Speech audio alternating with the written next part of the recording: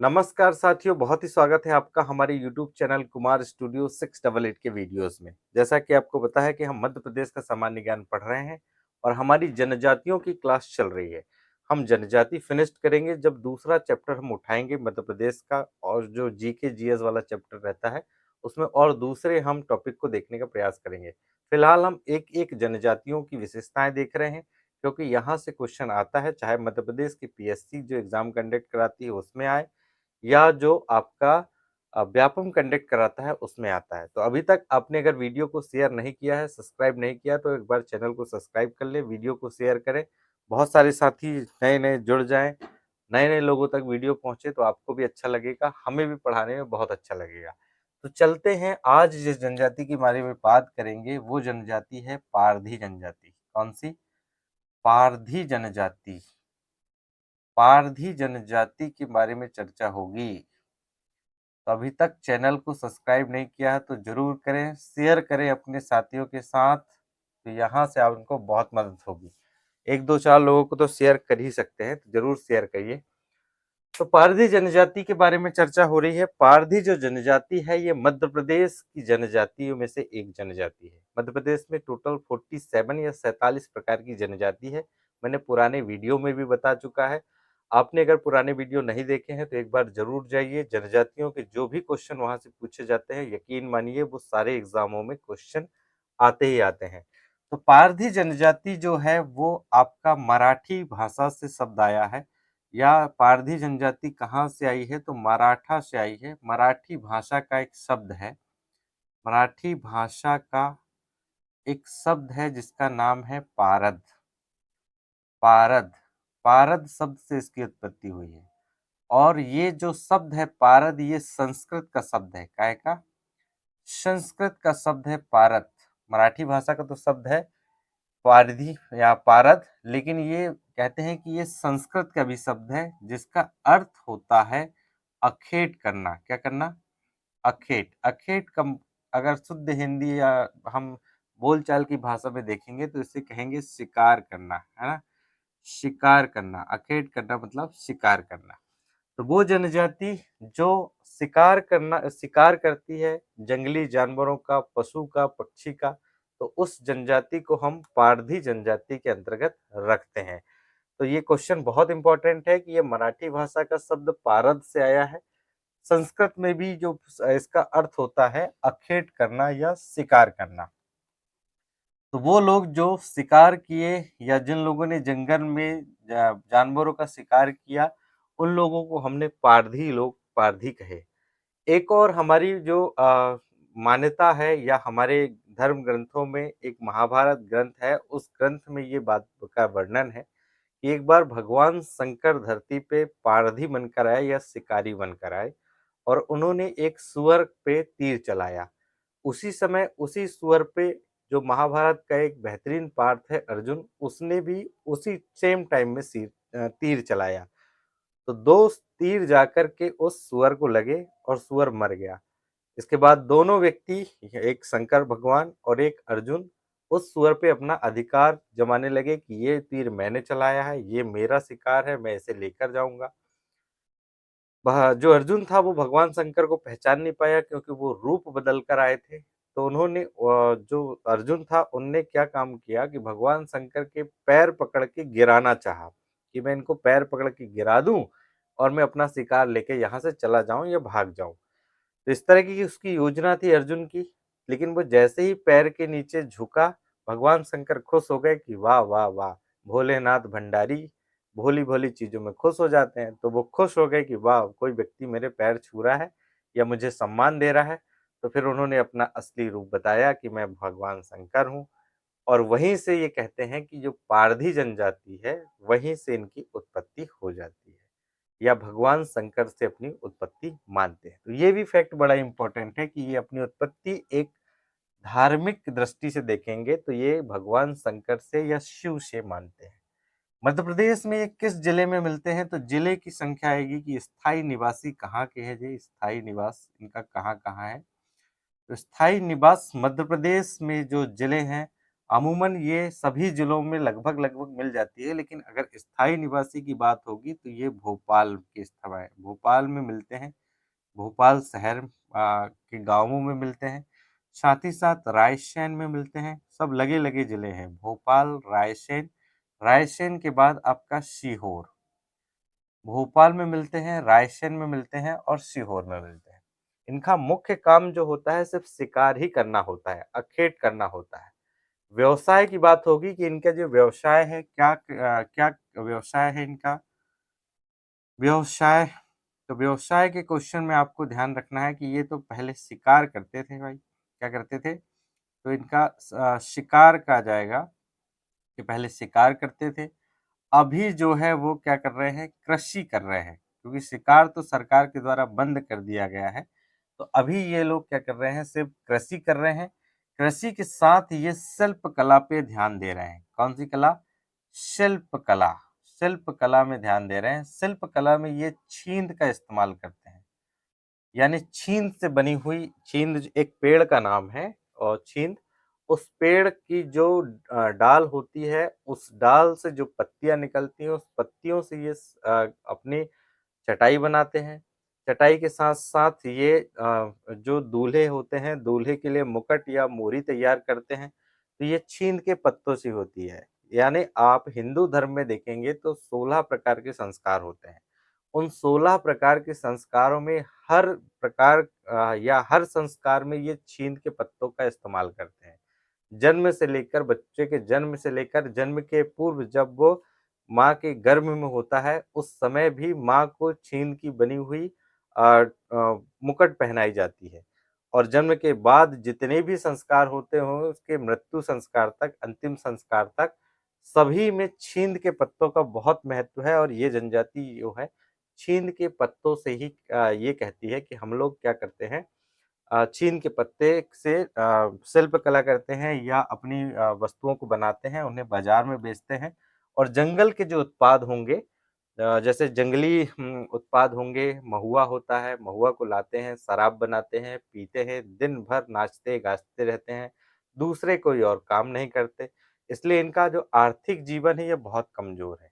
आपसे पूछ सकता है कि इनका जो आर्थिक जीवन है वो कैसा है, तो आर्थिक जीवन इनका कमजोर है। ये कमज़ोर है, आर्थिक जीवन इनका वह बहुत ही कमज़ोर है। हमारे मध्य प्रदेश में तो बहुत अच्छा जीवन है इनका, लेकिन मध्य प्रदेश के अलावा ये जनजाति और दूसरी जगह भी मिलती है, जिसमें से मुख्य रूप से मराठा या महाराष्ट्र में मिलती है और छत्तीसगढ़ में मिलती है। तो मराठा के या महाराष्ट्र की जो पारधी हैं, उनकी स्थिति तो काफ़ी बेहतर है, लेकिन जो छत्तीसगढ़ के लोग हैं या छत्तीसगढ़ की जो जनजाति है, पारधी जनजाति, इनकी स्थिति थोड़ी वहाँ पर खराब है। बावजूद इसके ना तो छत्तीसगढ़ में, ना ही महाराष्ट्र में इसे जनजाति के रूप में मान्यता दी गई है। यहाँ पर ये ओबीसी वर्ग या कैटेगरी में आते हैं, ये जनजाति के रूप में वहाँ सम्मिलित नहीं होते। तो जो जंगल से उत्पाद ये जो निकल के आते हैं, फल बेचने का, जो जंगल में फल होंगे उन्हें लेके आते हैं, बाजार में बेचते हैं। जंगल से जड़ी-बूटी लाते हैं, जड़ी-बूटियों को बेचते हैं, उनकी औषधि बना कर के बेचते हैं। जादू-टोना ये विशेषकर देखने को मिलता है कि ये जनजाति जादू-टोनों पर विश्वास करती है। और जो जादू-टोना करने वाला एक प्रमुख लोग होता है, ये एक जनजाति का ही व्यक्ति होता है, उसे ये बैगा कहते हैं। तो ये भी आपको रखना है याद कि क्या नाम होता है उसका? बैगा कहते हैं उसे। बैगा एक जनजाति भी है, लेकिन इसे बैगा कहते हैं पारधियों में, जो जादू-टोना से इत्यादि काम देखता है समाज में। तो उनसे इनकी आय हो जाती है। दूसरे समाजों में इनकी बहुत सारी माँग रहती है कि जादू-टोना पर, काला जादू या और दूसरे जादू पे विश्वास लोग करते हैं, तो इनमें उनकी माँग बढ़ जाती है और ये मनमाना पैसे उनसे लेते हैं। इस प्रकार की चीज़ें ये मध्य प्रदेश में देखने को मिलती है। शराब वगैरह पीते हैं तो इनका जो जीवन है वो बहुत ही कष्टदायी है। आगे इनकी विशेषता होगी कि एक लंगोटी पारधी होते हैं। लंगोटी पारधी। तो लंगोटी जो पारधी होते हैं, ये जो पारधी होते हैं, चांदी की मूर्ति अपने पास में हमेशा रखते हैं। चांदी की मूर्ति बना कर के पास में रखते हैं। कौन से पारधी? अभी मैं कितने पारधी होते हैं, पारधियों के मैं उपजातियां अभी पढ़ाऊंगा कितनी होती हैं, लेकिन मैं ये फैक्ट यहीं पे बता देता हूँ कि जो लंगोटी पारधी होते हैं, ये चांदी की मूर्ति अपने पास में रखते हैं। और उसी से ये अपना काम चलाते हैं, उसी को इष्ट मानते हैं। और चांदी की मूर्ति पास में रखते हैं तो इनकी जो महिला होगी, कौन सी पारधियों की, तो ये जो होंगे लंगोटी पारधी की जो महिला होंगी, वो कमर से नीचे जो है वो चांदी की जो आभूषण जो होते हैं उनको पहनती नहीं है। कमर के नीचे वाले भाग में चांदी के आभूषण नहीं पहनती है, घुटनों के नीचे वो धोती नहीं पहनती है या साड़ी नहीं पहनती है, क्योंकि ये मान्यता है कि हमारी जो देवी है वो हमारी चांदी की है, हमने हमारे पास रखा हुआ है, जो इष्ट दे कुल देवी है इनकी। और वो अगर हम चांदी की चीज़ों का प्रयोग करेंगे या घुटने के नीचे साड़ी पहनेंगे तो देवी का अपमान होगा। इसलिए जो पारधी है, कौन से लंगोटी पारधी, ये चांदी की चीज़ों को कमर से नीचे नहीं पहनते। ये क्वेश्चन भी कई बार मध्य प्रदेश पीएससी में आ चुका है। इसलिए ये मैं पहले ही पढ़ा दे रहा हूँ कि बाद में थोड़ी दिक्कत ना हो। तो लंगोटी पारधी चांदी की मूर्ति अपने पास रखते हैं। महिला जो है कमर के नीचे किसी भी तरीके की चांदी की वस्तुओं का वो नहीं करती है, पहनती नहीं है। और घुटनों के नीचे जो है वो साड़ी या धोती वगैरह नहीं पहनती है। विवाह कौन-कौन से होते हैं? विवाह में देखेंगे कि इन जनजाति के कौन-कौन से विवाह होते हैं। तो पहला बहुत ही महत्वपूर्ण है, ये है लंब सेना विवाह। ये कई जनजाति लंब सेना विवाह करती है, तो लंब सेना विवाह होंगे। लंब सेना विवाह के बाद में एक होता है मंगनी विवाह। कौन सा विवाह?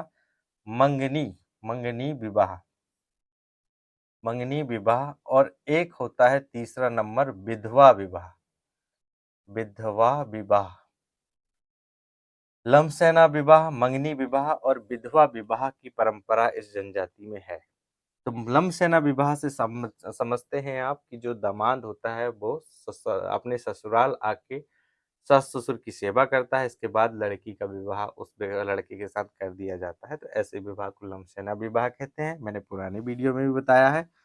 मंगनी विवाह किसे कहते हैं? तो मंगनी विवाह में क्या होता है कि जो लड़का होता है, लड़का या वर पक्ष का जो लड़के का पिता होता है, वो लड़की के घर जाता है और उनसे अपनी लड़की का हाथ लड़के के लिए मांगता है। और बदले में जो लड़का का पिता होता है वो लड़की के पिता को एक बीड़ी जला के देता है। अगर लड़की के पिता ने वो बीड़ी उसके हाथ से ले ली और उसे वो पी लिया तो समझ जाइए रिश्ता पक्का, और नहीं पिया तो रिश्ता कैंसिल। ये मंगनी विवाह में होता है। विधवा विवाह आप समझते होंगे कि विधवा विवाह जो होता है, लड़के की मृत्यु होने के बाद जो लड़की है जो विधवा हो गई है उसका पुनर्विवाह कर दिया जाता है। तो ऐसे विवाह को क्या कहते हैं? तो ऐसे विवाह को हम विधवा विवाह कहते हैं। आगे इनकी उपजातियां देखेंगे कि इनकी उपजातियां कौन-कौन सी हैं। उपजातियां पहले मैं इधर मिटा दूं, इसके बाद देखते हैं, क्योंकि नीचे दिखेगा नहीं शायद, तो इसको मिटा दूं। इतना हो गया। स्क्रीनशॉट की व्यवस्था हो तो जरूर ले लीजिए। मराठी भाषा पारत का शब्द है, संस्कृत से आया है। आखेट शिकार करना इसका अर्थ होता है। शिव जी की कथा भी मैंने इसमें बताई। स्थायी निवासी भोपाल, रायसेन, सीहोर। अगर प्रदेश की बात होगी तो प्रदेश में एक महाराष्ट्र और दूसरा छत्तीसगढ़ आपको नोट कर लेना है यहाँ पर। व्यवसाय में इनकी शिकार करते हैं, कृषि करते हैं, शिल्प कला ये करते हैं और मजदूरी भी करते हैं। तो अभी तो शिकार तो बंद हो चुका है, कृषि ही करते हैं, छोटी-मोटी कृषि होती है, ज़्यादा बड़े किसान नहीं होते हैं। शिल्प कला, सारे लोग शिल्प कला पे विशेष ध्यान देते हैं। और जो दूसरे काम होते हैं, मैं भी जब उपजातियाँ पढ़ाऊँगा तो उसमें बताता हूँ कि क्या ये बंदर पालते हैं और क्या-क्या करते हैं, तो वो सारी चीज़ें आगे आएगी। तो देखते हैं, इसको मिटा दूँ, फिर आगे चलते हैं कि इनकी उपजातियों पे चर्चा होगी। अभी तक अगर वीडियो आपने शेयर नहीं किया है तो अपने साथियों के साथ ज़रूर शेयर करें, ज़्यादा से ज़्यादा लोग जुड़ें, जिससे होगा ये कि हमें भी पढ़ाने में मज़ा आएगा और आपको भी पढ़ने में मज़ा आएगा। तो देखिए इनकी उपजातियाँ क्या-क्या होती हैं। उपजातियाँ, उपजातियों से क्वेश्चन आएगा कि जो पारधी होते हैं इनकी उपजाति कौन-कौन सी होती है। तो पहली जो उपजाति होती है ये चीता पारधी कहलाते हैं। चीता पारधी। अब जो चीता पारधी होते हैं भाई, ये भगवा वस्त्र धारण करते हैं। कौन से? भगवा वस्त्र धारण करते हैं। जैसे साधु संत दिखते हैं वैसे ही ये चीता पारधी होते हैं। सॉरी, चीता पारधी नहीं, गोसाई पारधी। गोसाई पारधी, चीता पारधी तो चीता पालने वाले होंगे, तो ये गोसाई पारधी होते हैं। गोसाई पारधी, गोसाई जो पारधी होते हैं ये भगवा वस्त्र पहनते हैं। भगवा वस्त्र के साथ ये हिरण का शिकार करते थे। हिरण का शिकार, हिरण का शिकार करने वाले लोगों को कहा गया, हिरण के शिकार करने वाले लोगों को कहा गया गोसाई पारधी। तो इसकी विशेषता आपको याद रखना है कि ये भगवा वस्त्र पहनते हैं, साथ ही साथ हिरण का शिकार पुराने समय में करते थे। अभी तो सरकार के द्वारा शिकार इत्यादि वगैरह की व्यवस्था सरकार ने मना कर दी है कि आप शिकार नहीं कर सकते। तो ये इनकी पहली उपजाति है। दूसरी उपजाति की बात होगी तो इनकी दूसरी है चीता पारधी। चीता पारधी, तो चीता पारधी जो लोग होते हैं ये कुछ वर्ष पहले ऐसा मानते हैं कि ये चीते को पालते थे, चीते को पालते थे और चीते के ही साथ रहते थे। जो चीता था भाई इसे पालते थे। बताइए कितनी डेंजरस जनजाति होगी ये, चीता को पालने वाली जनजाति। तो ये चीते को पालने वाली जनजाति थी, चीता पारधी के नाम से जाने गए ये लोग। तीसरी हमारे पास जो जनजाति होगी वो है सीसी के तेल वाले पारधी। सीसी, सीसी के तेल, सीसी के तेल वाल, तेल, तेल तेला हो गया, तेल वाली पारधी, तेल वाली पारधी। सीसी के तेल वाली पारधी मतलब ये मगरमच्छ, यानी मगरमच्छ का तेल निकालते थे भाई। ये कितने डेंजरस लोग थे बताइए। मगरमच्छ जो था उसे पकड़कर ही उसका तेल निकालते थे और उसे मार्केट में लाके बेचते थे। तो ये कौन सी जनजाति हो जाएगा? सीसा की तेल वाली जनजाति इनकी उपजातियां हैं पारधियों की। चौथी हमारे पास है बंदर पारधी। कौन सी? बंदर पारधी या बंदर वाला पारधी, बंदर वाला पारधी। अब ये क्या करते थे? जाहिर सी बात है, नाम से ही स्पष्ट है कि ये जो है बंदर पालते थे और बंदर को नचाते थे। बंदर को नचाने वाले पारधी गांव-गांव में जाके मेला के रूप में ये या गांव-गांव में लोगों का एंटरटेनमेंट करते हैं और बंदर को नचाते हैं, जिससे थोड़ा पैसा रुपया इनको मिल जाता है। तो दैनिक दिनचर्या के संबंधित चीजें इनकी हो जाती है। तो कौन से हो गए चौथे नंबर के हमारे? बंदर पारधी। और पांचवा नंबर में होंगे हमारे लंगोटी पारधी। कौन से? लंगोटी पारधी। लंगोटी जो पारधी होते हैं, मैंने अभी बताया कि लंगोटी पारधी जो है वो वस्त्र के नाम पर सिर्फ लंगोट लगाते हैं। क्या? वस्त्र के नाम पर, केवल और केवल वस्त्र के नाम पर ये क्या लगाते हैं? लंगोट। लंगोट पहनते हैं वस्त्र के नाम पर। इतनी गरीब जनजाति है कि वस्त्र के नाम पर सिर्फ लंगोट पहनते हैं, इसलिए इस जनजाति को क्या कहा गया? लंगोटी पारधी कहा गया। अगला हमारे पास जो जनजाति होगी ये है भील पारधी। भील पारधी। और भील पारधी जो होते हैं भाई वो बंदूक वाले शिकारी। कौन से वाले? बंदूक वाले शिकारी को कहा गया। बंदूक वाले शिकारी को भील पारधी कहा गया। आपसे क्वेश्चन पूछा जा सकता है कि जो भील पारधी होते हैं ये, इन्हें भील पारधी क्यों कहा गया? तो आपको बताना है कि बंदूक जो है उसका ये शिकार करते थे। 1 2 3 4 5 6 नंबर तक आ गए हम, भील पारधी तक कहानी हो गई। 7 नंबर का देखेंगे तो 7 नंबर का हमारे पास है टाकन। टाकन वाला पारधी। टाकन वाला पारधी। और टाकन वाले पारधी को ही कहते थे टकिया पारधी। क्या? टकिया पारधी। टकिया पारधी। अब जो टाकन वाले पारधी हैं या टकियन पारधी है, ये सामान्यतः जो करते थे वो शिकार का काम करते थे पहले। लेकिन जब शिकार बंद हो गए तो अब क्या करेंगे? तो शिकार बंद होने के बाद ये लोग क्या करने लगे? पत्थरों में, जो पुराने समय में आपने गांव या और दूसरी जगह गए होंगे तो देखेंगे कि जब मिक्सी नहीं चलती थी तो लोग सिल और बट्टा का इस्तेमाल करते थे। तो जो सिल और बट्टा होता है उसको टाकने वाले या उसको खुरदरा बनाने वाले जो लोग होते थे वो कहलाते थे टाकन पारधी, या दूसरे शब्दों में इसे कहा गया टकिया पारधी। तो टाकन पारधी और टकिया पारधी हो जाएंगे। 8 नंबर में हमारे पास है फांस पारधी। फांस पारधी। फांस जो पारधी है इनकी विशेषता है कि ये शिकार को जाल में पकड़ते हैं। काय में? फांस पारधी जो होते हैं वो शिकार को जाल में फांस लेते हैं, जाल में फांसते हैं, जाल बिछा देते हैं। जो शिकार होता है, चाहे वो खरगोश हो, लोमड़ी हो या छोटे मोटे जीव जंतु हो, तो उनका शिकार करने के लिए ये जो जनजाति होती है फांस पारधी, ये शिकार को जाल में फंसाती है और उसका ही इस्तेमाल करती है आपके आपके किसमें रोजमर्रा की चीजों में। इनकी और विशेषताओं में हम देखेंगे कि ये जो पारधी लोग हैं, ये पारधी लोगों का जो जीवन है, मैंने बता दिया कि जो जीवन इनका है बड़ा ही खतरनाक है, या कहेंगे कि इनका जीवन स्तर कमजोर है। क्या है? इनका जीवन स्तर कमजोर है। कमजोर होने के बहुत सारे फैक्ट हैं। पहला तो ये शराब का इस्तेमाल करते हैं, शराब पीते हैं, महुआ लाते हैं, देशी शराब बनाते हैं और उसमें डूब जाते हैं, मग्न हो जाते हैं। दूसरा इनके पास है कि कृषि इनके पास कम है, या कृषि या मेहनत नहीं करना चाहते। तो मेहनत नहीं करेंगे, कृषि नहीं करेंगे, इसलिए भी इनका जीवन स्तर नीचे है। तीसरा हमारे पास इनका फैक्ट है कि ये घुमक्कड़ है। क्या है? घुमक्कड़ है। एक स्थान से दूसरे स्थान तक घूमते ही रहते हैं।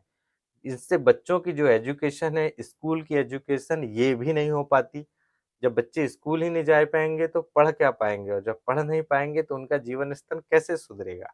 क्योंकि सबसे इम्पोर्टेंट फैक्ट होता है बच्चों के जीवन स्तर सुधार दिया जाए। मैंने पहले ही बताया था कि जो जनजाति होती है, वो जनजाति में जो मानक तय किए गए हैं उसमें शिक्षा भी एक मानक है। जब तक इस जनजाति की शिक्षा नहीं बढ़ेगी, तब हम उस जनजाति को पिछड़ी जनजाति ही कहेंगे या आदिवासी जनजाति ही कहेंगे। तो घुमक्कड़ पर इनका जो है तीसरा कारण है। चौथा कारण इनके पास ये है कि ये लोग अपने क्या कहते हैं, दैनिक दिनचर्या की चीजों को पूरा नहीं कर पाते। दैनिक दिनचर्या की चीजों को मतलब जैसे आम भाषा में कहें कि खाने पीने की चीजें, तो जो पुराने समय में ही इस्तेमाल होती थी, कोदो, कुटकी और धान का सिर्फ चावल, या उसको ये लोग भात कहते हैं, चावल नहीं कहते, तो ये भात कहते हैं। उस भात को ही, उसकी भात का ही खाना खाते हैं। तो जब पौष्टिक आहार इनके पेट में नहीं जाएगा तो तमाम प्रकार की बीमारियां इनको लगेंगी, जिसमें से मुख्य रूप से पहले तो टीबी लगती है, कुपोषण का शिकार हो जाते हैं। कुपोषण के शिकार के बाद में इनके जो हड्डियां होती है वो कमजोर हो जाती है, और एक समय के बाद इन्हें चलने फिरने में भी बहुत सारी दिक्कतें होती है। अधिकांशतः शिकार करने में ही अपना जीवन जीते हैं। तो शिकार करने के ही सामान इनके पास होते हैं, जैसे कुल्हाड़ी हुआ, बर्छी हुआ, भाला हुआ, यही चीजें इनके पास होती हैं। जाल होता है, जो जाल से शिकार करते हैं वो होगा। जादू टोनों पे ज्यादा विश्वास करते हैं, यानी धार्मिक अंधता इनमें सर्वाधिक है। जादू टोने में जब विश्वास करते हैं तो मेडिकल की सुविधाएं इनके पास बहुत कम होती है, या खुद जा ही नहीं पाते। तो मेडिकल तक नहीं पहुंचेंगे तो बड़ी दिक्कत स्थिति हो जाती है। अच्छा, एक चीज और है कि इसमें जो शिशु मृत्यु दर है वो लगातार बढ़ रहा है।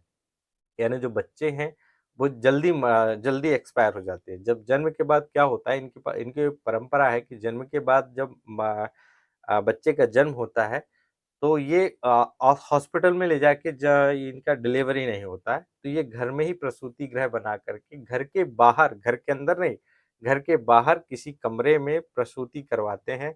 और दाई आती है, दाई ही सब कुछ करती है, जिससे बहुत सारी महिलाएं तो उसी समय डेथ हो जाती हैं, या बहुत सारे बच्चे भी उसी समय डेथ हो जाते हैं।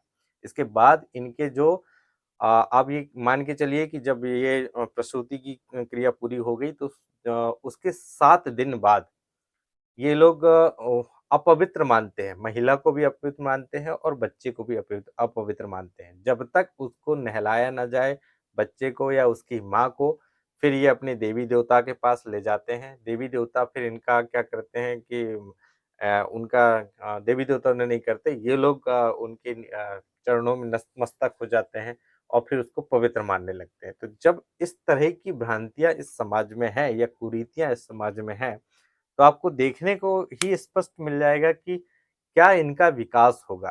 क्योंकि जब तक मानसिक स्थिति लोगों की नहीं बदलेगी तो फिर कैसे ये लोग अपना जीवन स्तर बदल पाएंगे। अगर कोई बदलना ही नहीं चाहे तो कोई लाख कोशिश कर ले तो उसे कैसे बदल सकता है। सरकार की योजनाएं इन तक पहुंचती नहीं है, क्योंकि घुमक्कड़ होते हैं।